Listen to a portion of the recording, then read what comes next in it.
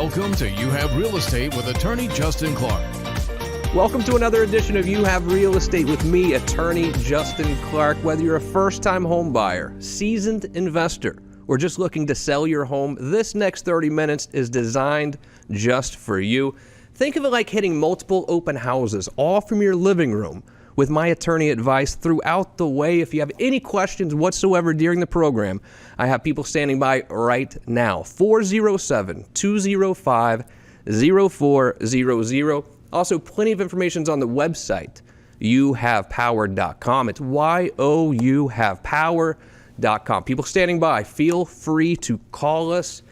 But first, it's time for my opening statement. No one else is going to be this honest with you, okay? But you have to take my word for what I'm about to tell you. Let's call it our little secret, if you will. Because I know many of you are afraid to purchase a home because you're afraid of the responsibility that comes with it. You know, it's a huge purchase. It's $300,000, $250,000, $400,000, whatever it is. In your head, you're thinking, oh my gosh, I'm so concerned about keeping the roof over my head. What if I lose a job? What if we have health issues? I'm concerned about having that mortgage. You know what I'm going to do? I'm just going to keep renting. The real responsibility that you have, I think, is keeping a roof over your head or keeping a roof over your family's head. And let me give you a little secret here. If you continue to rent and you lose a job, you have a bad landlord, do you know how long it takes that landlord to evict you from the home? 30 days, 60 days, maybe 15 days even if you don't respond to the complaint. If you're a renter and you fall on hard times and you don't have enough money to pay the rent, this landlord can kick you out like that. You buy a house, right? You lose a job, unfortunately. A hurricane comes through and you have no money and you can't pay the mortgage. Do you know how long it takes the mortgage company to evict you? Do you know how long it takes the mortgage company to foreclose on you? I mean, with someone like me involved, you're looking at a year, 2 years. So the fear of not wanting to buy a home because you want to keep a roof over your head is really a fear that should make you want to buy, not rent, because a landlord can kick you out literally 20 times faster than a bank can. In Florida, the foreclosure process is what's called a judicial process. They can't just send you a letter and kick you out. They have to go through the entire legal system. Now, I'm not here trying to set you up for failure saying, oh, okay, yeah, I'm planning on getting foreclosed on. That's not it at all. It's just I know how important to you keeping a roof over your family's head really is. And that's why if you're worried about job loss or anything like that, it's better to buy than rent because it's way easier for the landlord to get you out than it is the bank. I'm sorry to look at it this way, but this really is how it works in real life, especially here in Florida. And let's look at the purchase prices too. I just did a little search on a house in my neighborhood. The house is worth $479,000. Just to show you that it's cheaper monthly to buy than it is to rent. You're always going to pay less money monthly for a mortgage for the same house as opposed to renting it in the current climate that we're in because the interest rates are historically low. They've never been this low. I mean, they are historically low. So this house in my neighborhood is worth $479,000. To rent this home will cost you $3,100 per month. The mortgage payment, if you want to buy it. Now, this is not including taxes and insurance. This is just principal and interest. The mortgage payment, $1,857, meaning your mortgage payment's probably going to be $2,300 on this house, maybe $2,400, but you're going to own it. You're not paying someone else's mortgage. The rental payment, $3,100. And heaven forbid we do have a job loss or some sort of financial calamity in our family. The bank is going to take 2 years to get you out, whereas the landlord's going to take 30 days. Don't let the fear of such a big purchase keep you from buying and paying you don't want to pay someone else's mortgage. You want to pay your own mortgage. Two very special guests joining me today. Vivian Lehman here to my left. Vivian, how are you? Very well. And Roxanne Kravitch is here as well from RE/MAX 200 Realty. Roxanne, first time on the show. Thanks for being here. How are you? Thank you for having me. I'm great. Tell me a little bit about RE/MAX 200. Where are you guys located? RE/MAX 200 Realty is on South Orlando Avenue in Winter Park. It was founded back in 1975. 75? Yes. I didn't think any shops were around from 75 I know, still. right? There's so much transition. It's definitely one of the oldest, if not the oldest, Wow. real estate office in Central Florida. Unbelievable. All right, Vivian Lehman, you have realty. A lot of people out there, I think, believe that the life of a realtor is super easy. You know, you wake up in your PJs, you just send a couple emails, and then boom, take the kids to school. That's all you do all day.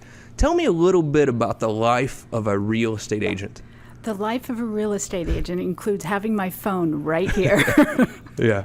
And you know how sometimes you can ignore calls because you don't know the number? Well, guess what? I can't. I have to answer the phone.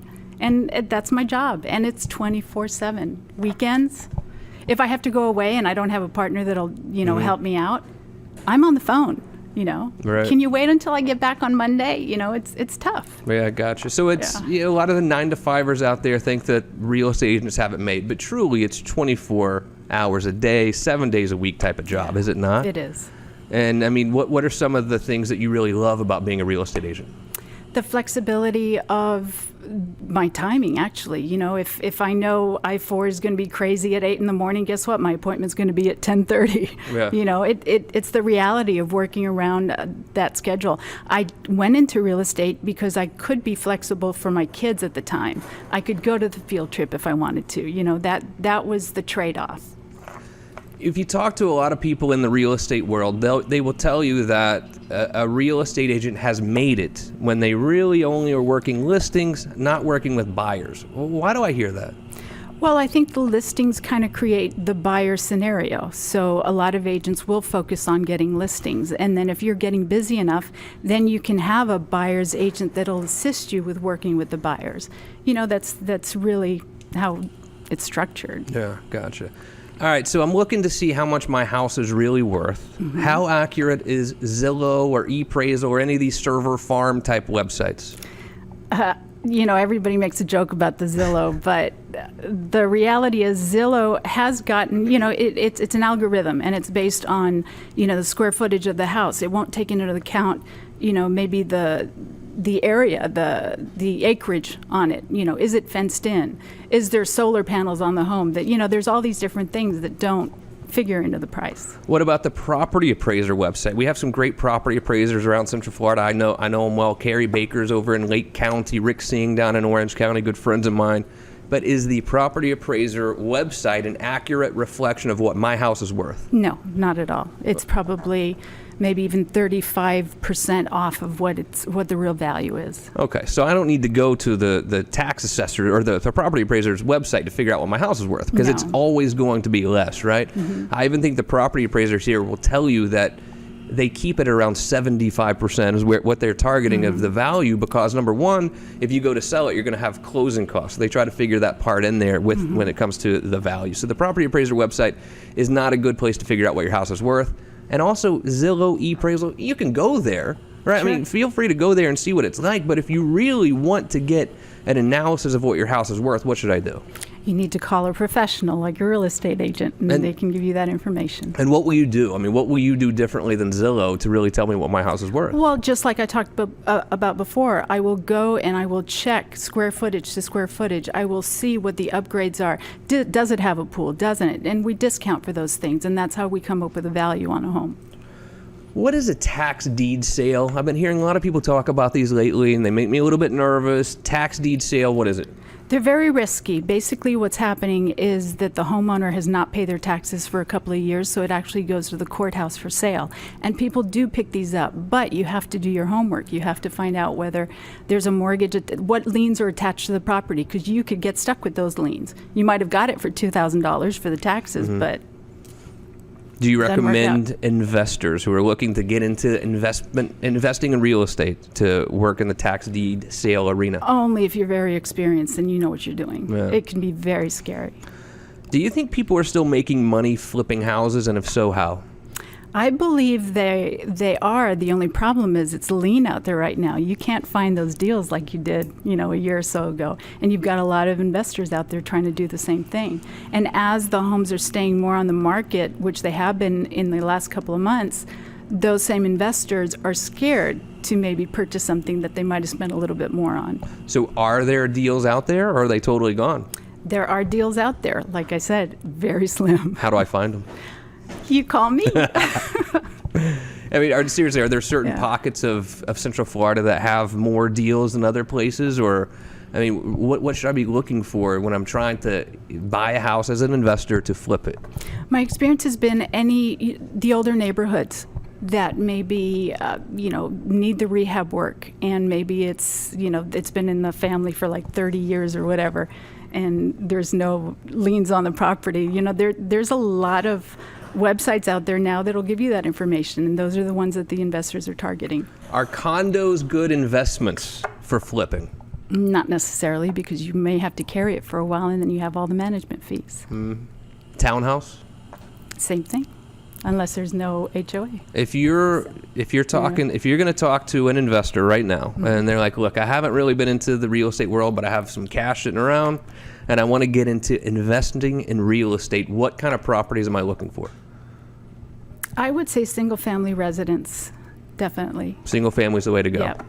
All right. I know, speaking of single family, you have a few single family homes to show us today. Are you ready to take a little tour? I am. All right. I'm excited to see these. Let's go to Dovetail first. Tell me about Dovetail. I decided the two properties that I wanted to highlight are on the lower spectrum, and that kind of goes with what you were saying. You're spending money on rent, you might as well purchase something. This one particularly is only $132,000. And it's 132? 132. Wow. There's no HOA on this townhouse. Remember I've how I never was heard talking of about such that? How is there no HOA? Well, they're duplexes almost. Oh, okay. So this whole area, there's probably about 12 or 14 homes. And this one was rehabbed a little bit. We've fixed the deck and so on. But if you had to rent this, it would be about $1,200. You could own this for $850 a month. So even if it's a starter place for you, if you move out, you can rent it and make Yeah. money monthly. It almost doesn't make sense to rent anymore with the rental rates Yeah. where they are.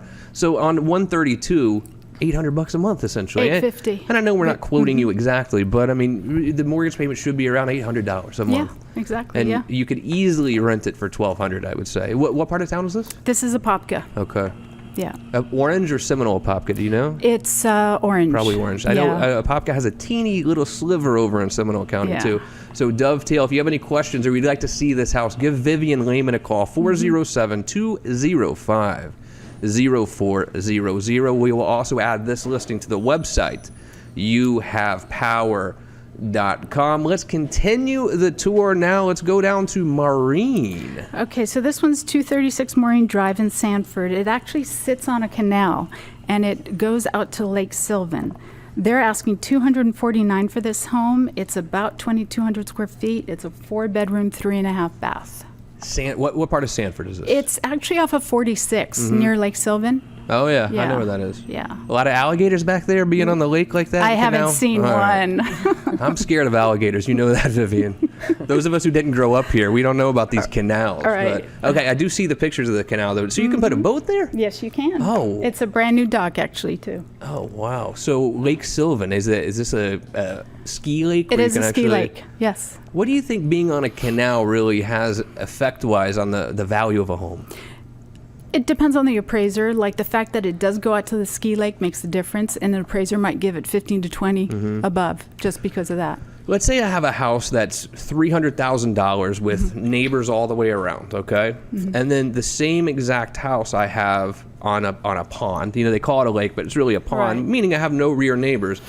And then I have the same house on a ski lake. How does that affect the value, you think, for all three of those scenarios? I think the ski lake is obviously the biggest value that you're going to get. The pond, people like to look at it.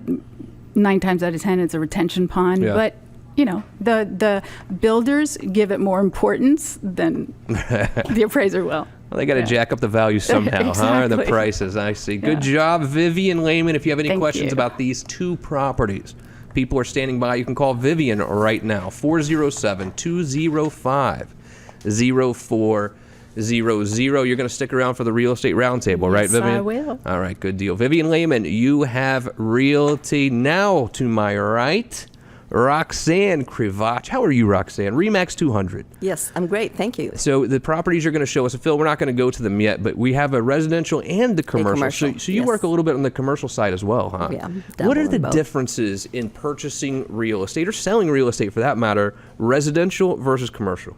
Totally different. Totally different. Totally What are different. some of the differences? Commercial is more laid back, and it's really, they have longer periods of inspection period. It takes a long time for one to happen. Residential, it's pretty much, 15 days inspection period and close in 30 to 45 days. Would you depending. say that commercial is less emotional than residential? Totally. Yes, it's all about the numbers. Got it. All about the numbers. What about when it comes to economic collapses or markets up and down? I think we all know that we're in a pretty good seller's market right now when it comes to residential. Do you find that commercial trails residential or vice versa? How do they really work together when it comes to seller market versus buyer market? Personally, I think commercial is still a buyer's market, so they can pretty much, pick and choose, and there's a lot of inventory for that. But it's catching up. Really? Residential, it is turning into a buyer's market. I mean, the inventory is going up, but it really is very hyper local. So it really depends on the community and the location. And do you find residential and commercial go up and down together, or do they go up and down at totally separate times? I would say they go hand in hand. More the residential has a little bit more movement. Commercial's more steady. I gotcha.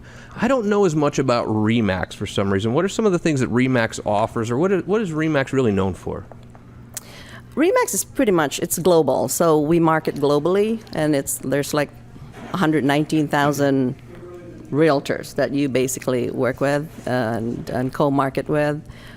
A lot of support. They've been around for a long time, but each agent is independent, and like I'm an associate broker, I have my own business under the umbrella, but we have the support and the name. Speaking of global, I mean, I think most of us know at this point Orlando is sort of a global, international city. I mean, we get buyers from Brazil, Colombia, England, all sorts of different places. How do you think the globality, did I make that word up, or do you think that's a real word? I hope it was a real word. It is. The globality of Orlando, how does that affect the real estate market here?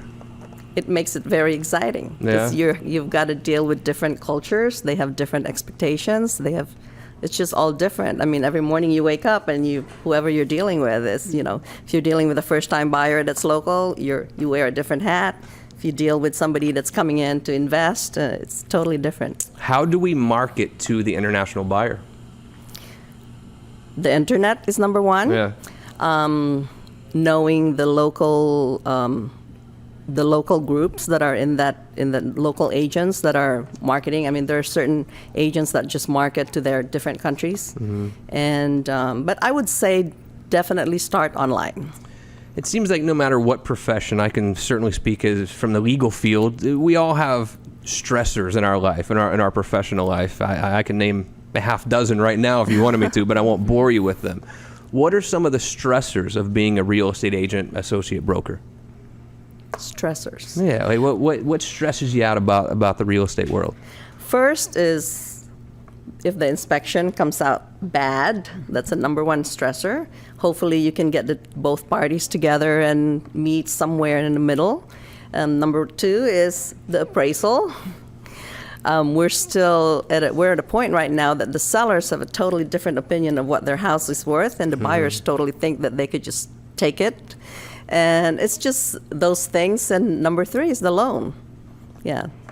What about celebration? So I've seen too many real estate deals fall apart, at the closing table or at some point between contract and closing. As a real estate agent, do you have any sort of thing like, no, we're not celebrating until after closing, everything's signed, or when do we really celebrate? Right. Is that After right? closing. You don't want to jinx yourself, of course. Totally, right? And do you warn your sellers about that too? I mean, the seller gets so excited, we got a new contract, full price offer. You're like, look, how do you really deal with their expectations and things like that, but to not celebrate too soon?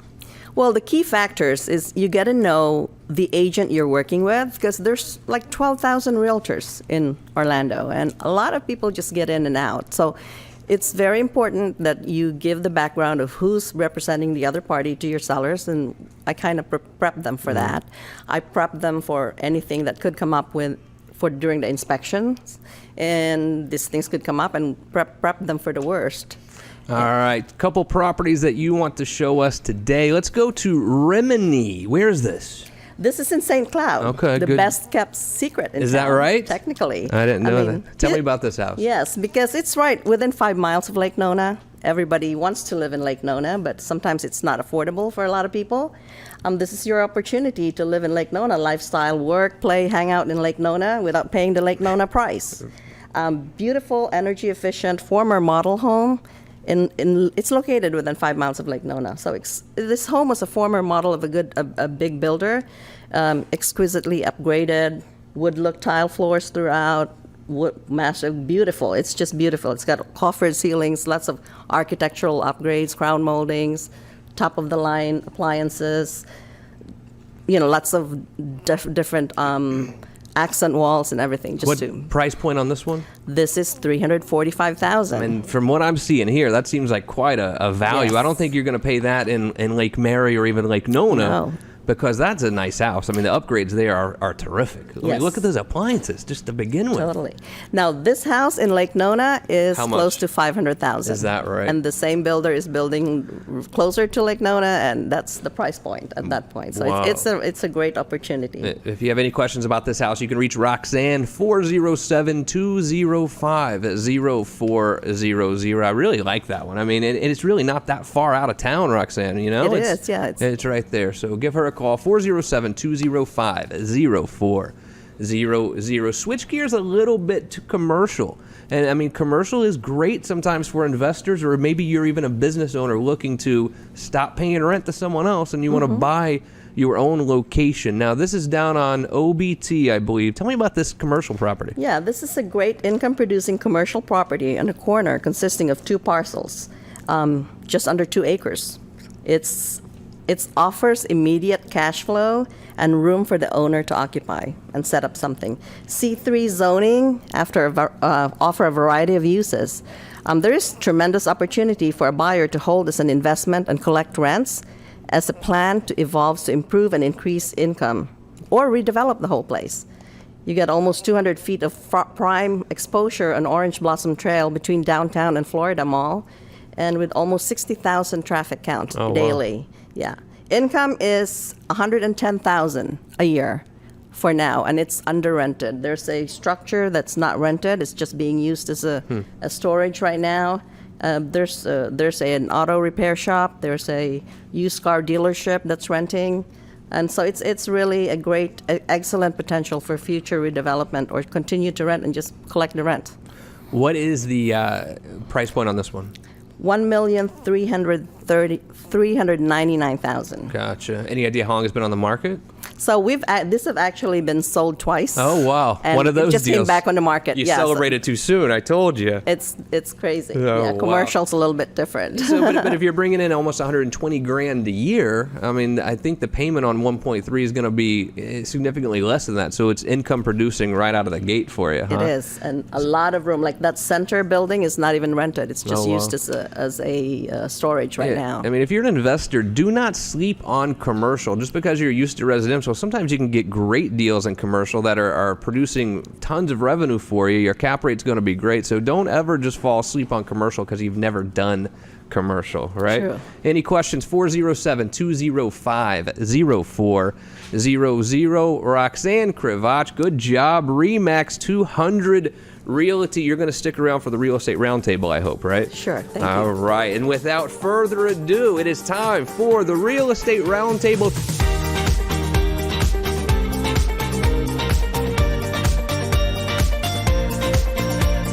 If you have any questions during the week, go to my website, youhavepower.com, youhavepower.com. You can ask me questions right there, and we might just answer your question next week on You Have Real Estate. Vivian Lehman, let's go to Dallas in Oviedo. I'm not currently happy with my agent. Am I allowed to change? My first suggestion would be look at the contract that you signed with your agent and see what your options are. if it's something that you can get out of, I don't go and solicit it by any means. Sure. But if you can get out of it, give me a call. We'll talk at that point. I mean, do you ever find that, because look, I have some clients who, they're great people, I'm a good person, sometimes it's just not a good match. I mean, that happens in the real estate world as well, doesn't it? Yeah, all the time. I'm not out there telling you to go fire your agent by any means, but I mean, there are certain times that personalities might just clash, right? What do you think? If you're not getting along with your agent, what do I need to really look at, Roxanne, to see if I can get out of that contract? Or should I just approach the agent and say, yeah, this doesn't seem to be working out. What should I do? I would suggest that the seller gives the agent time to satisfy what it is that they're shortfalling on. If there's something they feel like there's no communication, it's not being advertised, there's no showings. I mean, the agent should have the opportunity to correct whatever it is that they're not doing correctly. And if within 2 weeks or 30 days, if the seller still feels that nothing's being done about it, and they're just not, it is their house, it is their investment, they should make the decision. Got it. And there's nothing more miserable than staying in that relationship with the seller, totally. too. It's bad for the agent and the seller, and sometimes absolutely. you do just need to walk away. Is it better to build? This is Brandon in Maitland. Is it better to build or buy?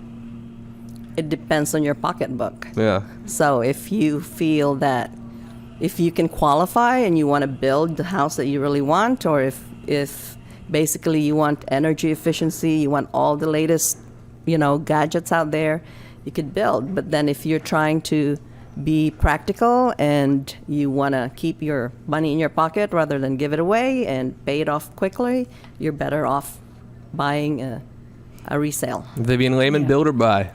I would say buy, only because she did have a point. Build, you're going to get the perfect house. One of the biggest things that I always talk about with the people that we're looking at resales with, I'll say you'll never find the perfect house, because you will find the house but not the area or this room, so yeah, you should build, but cost effective. Buy a resale. Real quick, Wayne in Ocoee says, what closing costs should I expect as a buyer? Vivian Lehman. Closing costs as a buyer mostly has to do with the lender. You're going to have some small fees from the title company, but it will range between 3 to 3.5% of your purchase price. What do you think? I agree. Totally agree. Could be 3 to 5%, depending.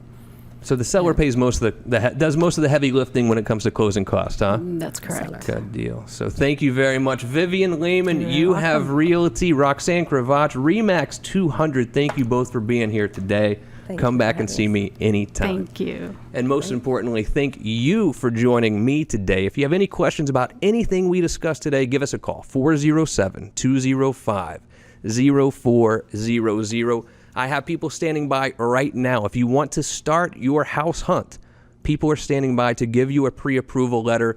Not tomorrow, not Monday. We're talking about today. You can also visit our website to see any of the properties that we displayed today. youhavepower.com. youhavepower.com. I'm attorney Justin Clark, and I'll see you right back here next week for another edition of You Have Real Estate.